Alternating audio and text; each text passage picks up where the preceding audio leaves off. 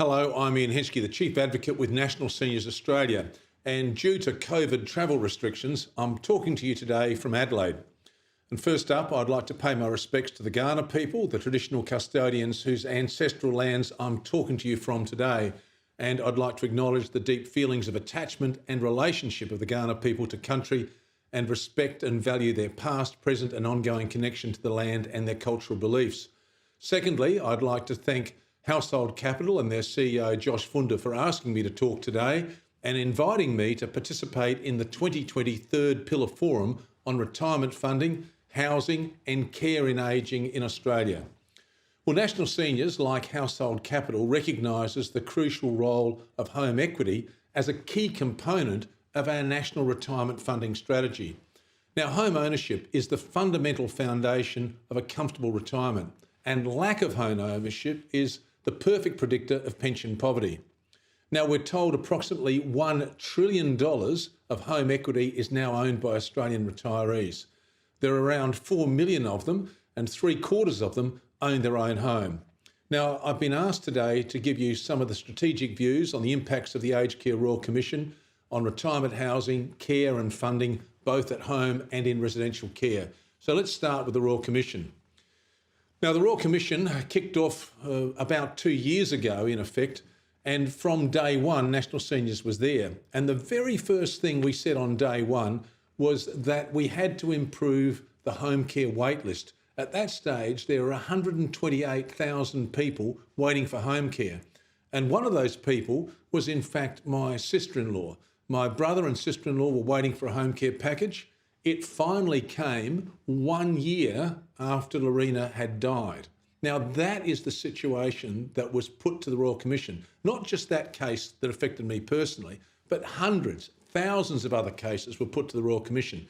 And the Royal Commissioner himself, in the findings that he made just before he died, and that's Justice Richard Tracy, he said that the aged care system was neglectful. In fact, he entitled the report Neglect. So Australia is now confronted with something that I think is a shame on this country. It is a great shame that we have almost 100,000 people still now, 2 years on, waiting for a home care package. Now, we know that in the Royal Commission, we heard that 30,000 people in 1 year either went into aged care unnecessarily, in other words, they didn't want to go into aged care, or they died waiting for a package. So that's the situation. If the government were to improve the situation, they would have to provide, at a bare minimum, around 30,000 home care packages. Now, 30,000 packages at $50,000 is roughly $1.5 billion.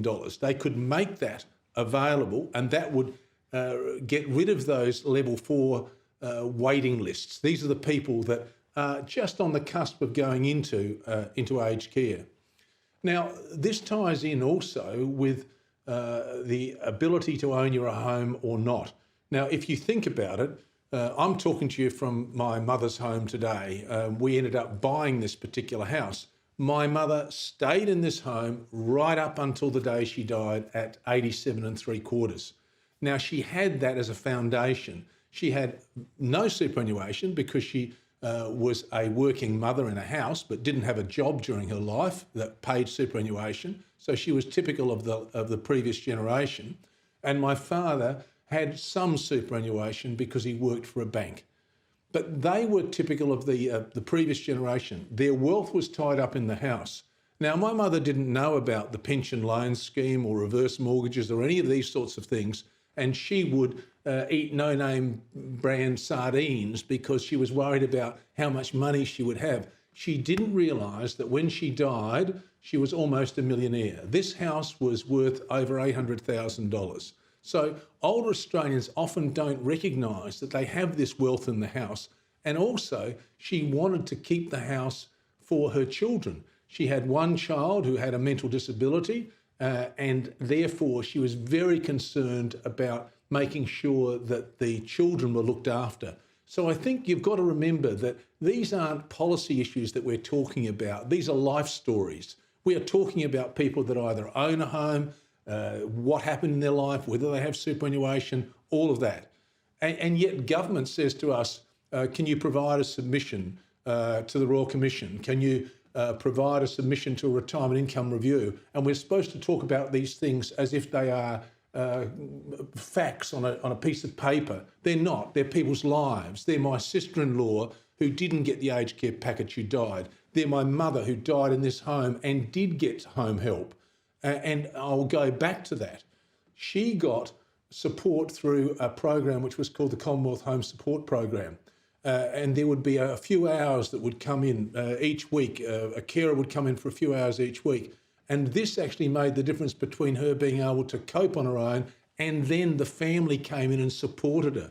So what we should recognise is that is what older Australians want. That's what they want. They don't want to go into aged care. I mean, she was actually asked about going into aged care, and I still remember this extraordinary day where there was a woman saying to her, "Look, Mrs. Henschke, all we're doing is putting your name down on the list." "Sorry, dear, I can't quite work. What are you actually saying?" "All we're doing is putting you down." She said, if it's come to that, I'm out of here. Now, my mother died about a week later. Now, I still think to this day that she would rather have died than go into aged care. And you hear people say that. Now, we can talk about how good the care is in some places. That's fine. That's what people want. But if you ask the average Australian today, what do they want? They want to stay in their home. They don't want to go into an aged care home. Now, there will be situations where people have to go into care because they simply haven't got the support around them, or they haven't got the home care package. But I think it's up to government to provide enough support to support the carers to keep everyone who wants to stay in their home in their home. I spoke the other day to a gentleman who's worked in this area for 30 or 40 years, I think 40 years in aged care. And he said that he estimates that around 1 in 5 people who are in aged care at the moment could be in their own home and should be in their own home. Now, if you think about that, you would say, well, where does Australia sit in terms of the world, in terms of the way we do aged care? Well, the OECD have published figures that show that Australia, if there was such a thing as a residential care Olympics, for example, we would get the bronze medal, because the country with the highest amount of institutionalised care is Portugal. The next one is Estonia, and then it comes to Australia. At the other end, right down the other end of the scale, is Israel, which has the lowest amount of institutionalised aged care and the highest amount of home care. Now, Australia would be a wealthier country than Israel. We would be able to do as well as Israel. So why don't we aim to be the best in the world at keeping people in their own home? That is something we have to think about. And that's something that I think the Aged Care Royal Commission has turned its attention to. Part of that ability to stay in your own home may well be that you have to draw on some of the equity that you've got through your house. Now, there are opportunities at the moment. For example, if you had a level 4 package, and let's just take an example of a couple where one person has some degree of dementia, they're getting a level 4 package.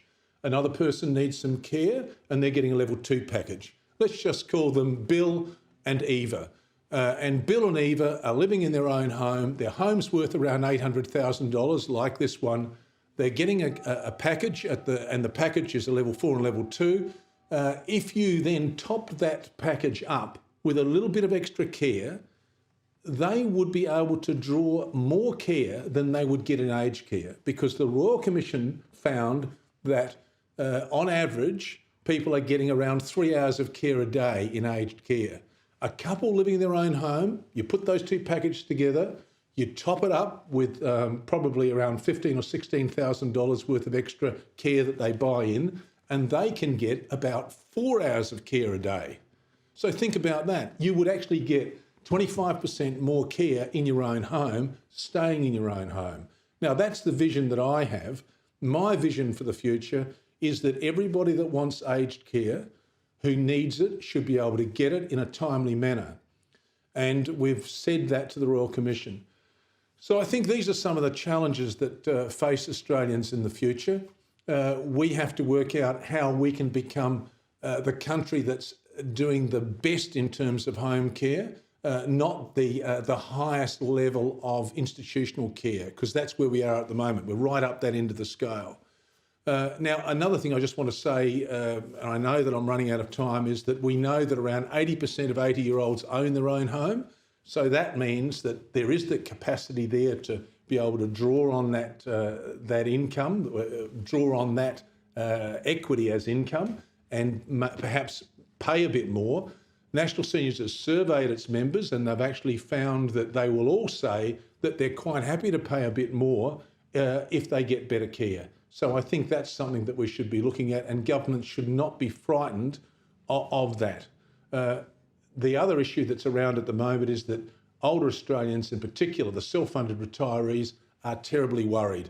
We did a survey earlier this year before the COVID crisis, and it found that more than half of older Australians are fearful that they will not have enough money to last them their lifetime.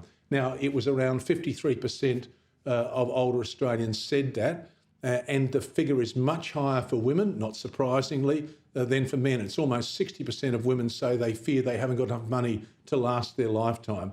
And one of the reasons for that is because women are more likely to be living alone, they're more likely to have lower superannuation, they're more likely to be living in poverty, they're more likely to be on a full pension.